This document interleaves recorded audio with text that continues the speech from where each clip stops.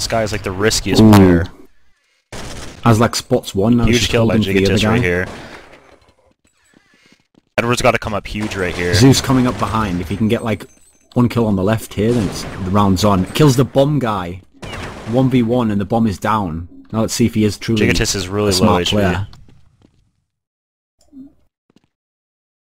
This is actually a position where Zeus would probably have been better off just walking all the way to middle.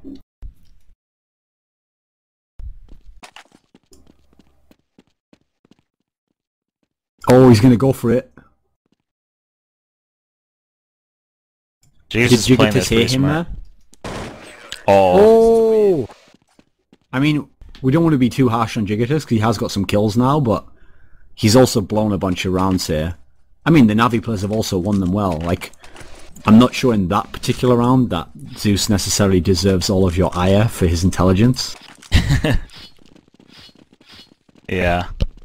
Although that's actually a scenario where, like we saw before, to not plant is like costly in that situation. Although luckily WinFakt have won a bunch of rounds. Yeah, I mean, if they were low on money and he didn't plant there, he'd be a moron just because they needed that money like so badly. Senya is actually in the sewer now, so he's expecting maybe someone to come there. He's pushing right back round again. Edward's actually going to get peeked from the top of this box. There's still, rushed. I mean, there's actually 4 FAMAS, I think, on the Navi team. Nasty's actually going to kill Essen in here. Yeah. That again, that 1v1 that Zeus won was a nice round and a smart play by him, but the fact that they're going to break their money, Navi's money is just going to get broken again right here. Put WinFakt at game point, and Navi's going to have a really low buy for next round.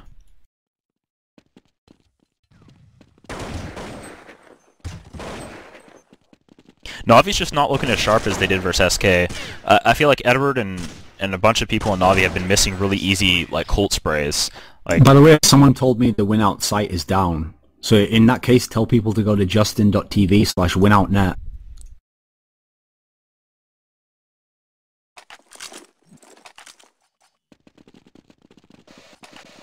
I'll post it on the forums. I post both of them in the thread, but...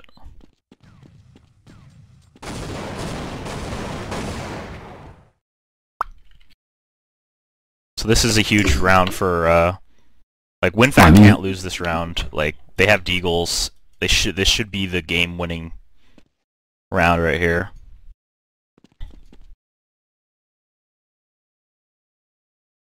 Edward's actually in a really bad spot with his Deagle. He's a little bit better right now, but... Azlak's just holding the mid-push. Looks like they're just playing a standard setup with Deagles. I mean, I don't really see a way that WinFakt should lose this round, as long as no one fails. Lopez is actually going to meet someone quite close, though.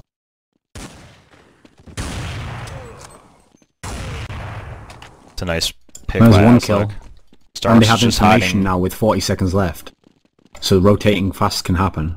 Starks really got to come up huge right Zeus here. has just spotted the guy who could have killed the rotators there. They're dead anyway, it looks like. Did you just lag like to almost everyone dead? The whole HL TV just lagged. That's first map towards WinFakt. I mean, that was a solid play by them on T side. That was impressive on T side. I mean, you have to consider that actually they had a lot of rounds where they were in the round. And what happened was, in the first half, Navi outplayed them. In the second half, they actually got some of those 1v1s, and they actually got some of the plays to go in their favour where Starks had to keep saving and he couldn't just go in with his teammates.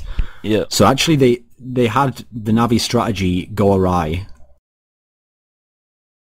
The only problem for them now is that usually if you win the first map, you at least get a little bit of a boost, like you put the flame to the feet of the other team and like force them to be like, oh, now we're the ones under pressure. But actually, if you remember the time that EG did beat Navi 16-1 on Tuscan, on Train, Navi literally just ruffle stomped all of the EG players to oblivion, and Fraud probably wakes up with cold sweats about that match. So I don't think that Navi necessarily need to feel that worried. I think they just need to feel like, okay, Train is ours, so we win this, we get back in the series. Yeah, And I then mean, the fact that they won against SK on Inferno probably makes them confident if they get to that map. it seems that the team Navi definitely got a pick T side on this map, so that means that Tommy's WinFakt is going to start on CT of Train, which is definitely what they need to do to win versus them. They need that like huge like 12-3, 13-2 half to beat them on Train. I don't even know if like a 9-6, 10-5 half is good enough versus Navi on Train for WinFakt. I think they really need that. Like, what would be interesting is, do we know who starts on which side? I think WinFakt should start on CT if Navi started T on this map, right? Like, that's probably how it works. You pick the map, you pick the side. Well, I mean, as MTW found out at E-Stars, like, you really can't give up one round that could have been yours when you're on CT side. Like, if you're playing CT first versus Navi, you better go ahead and get, like, minimum 10 rounds. You can't have less than 10 rounds, otherwise you're in danger. Because they can even literally, you get 9 rounds. No, I mean, you get 9 rounds as CT, and you'll feel like, we can still do this, and then they can actually, like, 10-0 you. That's how good they are. Yeah. You definitely need that. Like, Tommy's teams are probably pretty decent on T-side Train, but it doesn't really matter how good your T-side Train is when you're playing a team like Navi. They're gonna make their CT's gonna be too good for you, no matter who you are. It's been shown time and time again that no matter how good a team's T-side of Train is, even teams like FX can't really do anything versus like Navi's CT Train.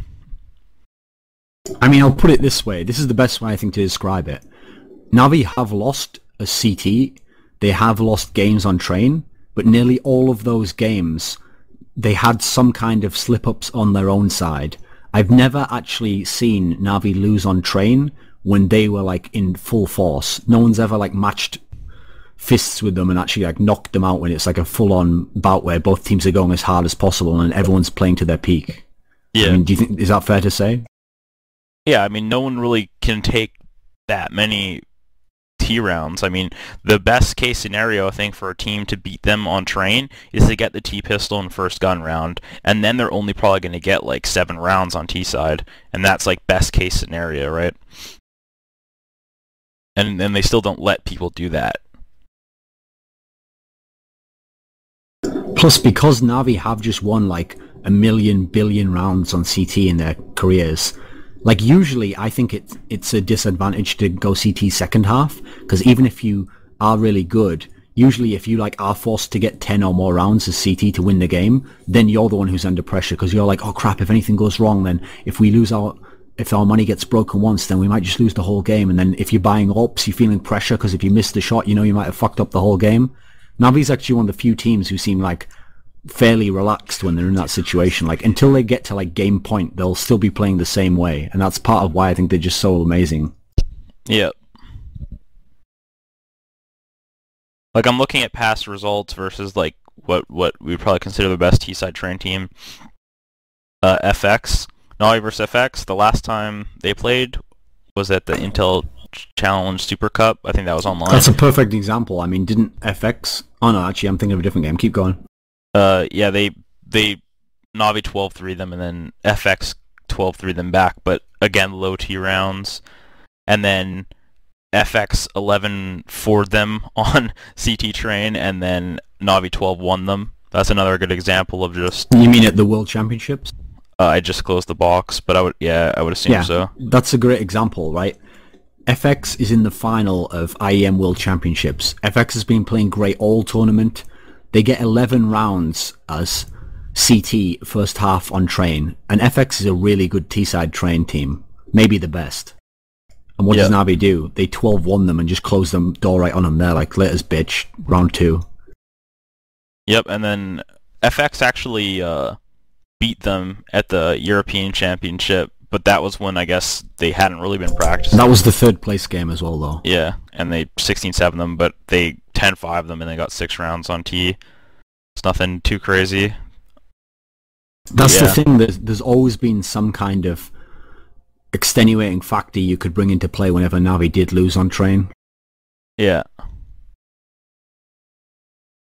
Yeah, I mean, the only time I can think of where they Like, for example, they lost twice on train at WEM. They lost once to FX and they lost once to SK. Yeah. That was their worst train tournament, like, probably ever, though. For sure. Defense. I mean, they ran into the two teams who happened to be able to beat them at that moment on that exact map. Yeah. And normally versus most teams, I mean, I would never count FX out in the game versus Navi on train. Like, it would be dumb to say that Navi are going to win even though they are that good at train, just because FX at any moment can just start winning rounds on T side of train, and that's really deadly. But at the same time, they've still proven that they can just dominate those guys too. I mean, I think some people don't, even though everyone knows they're really good at train, I don't think people are, like, I'm someone who usually is complaining when other people are going too overboard or saying someone's amazing at this one thing, because usually people exaggerate in that sense, but I don't think people make enough of how good Navi is on train. Like, they might, in terms of all-time great teams, they might be the best on their best map of any great team that ever played Counter-Strike. No other team was literally guaranteed to win that map no matter what. Like, if you had to bet your life on a map and you're not allowed to play in it, then you'd pick Navi on train. Unless you're Lerpus, and then you'd pick all of his teams on Inferno, deciding map.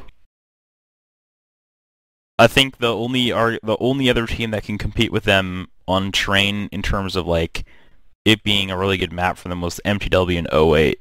They used to have a really good train, but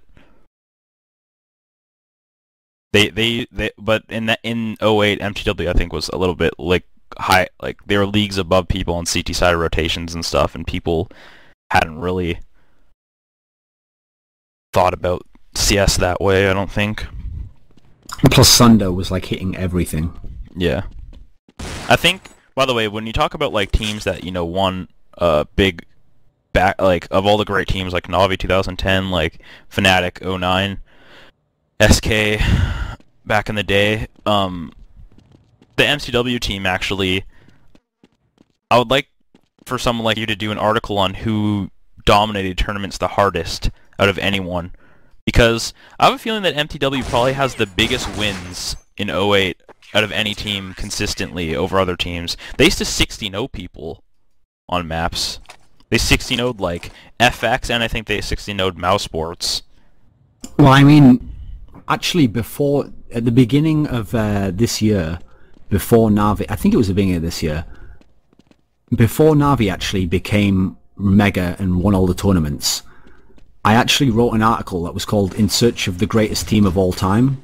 And what I did is I listed I think I did the four best teams of all time. So I had SK Sweden 2003, I had MCW 2008, I had Fnatic 2009, and then I had Pentagram.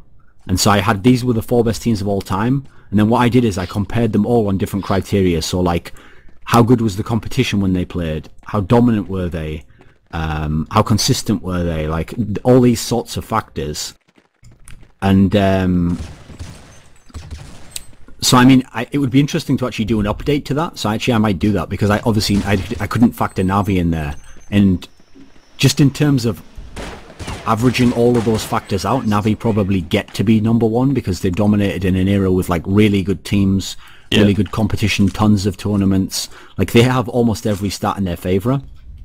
But just as a side note, to give people some context and some flavor for some of the other teams, I would say that Fnatic 2009 and SK Sweden 2003 might actually have been the most dominant, just in terms of what you were saying, like scores on maps versus the other best teams. Because Fnatic 2009 had some games, like some of the games versus SK, where they just like completely mashed them, and that was when SK were like second best team in the world, or like third best, etc. Yeah. And SK Sweden also, there was this one tournament, World Cyber Games 2003, where SK Sweden won by some insane, like they had something like an average margin, like the opponent's average margin was something like getting like 7 rounds in max rounds 12. And they had like a bunch of games where I think only 2 maps in the entire tournament anyone got over 7 rounds against them. Yeah, I mean, that's it was like insane. Completely insane. And they didn't lose a single map either. In fact, that SK Sweden lineup, when they actually had Element in the server, never lost a map ever in official competition for 6 months.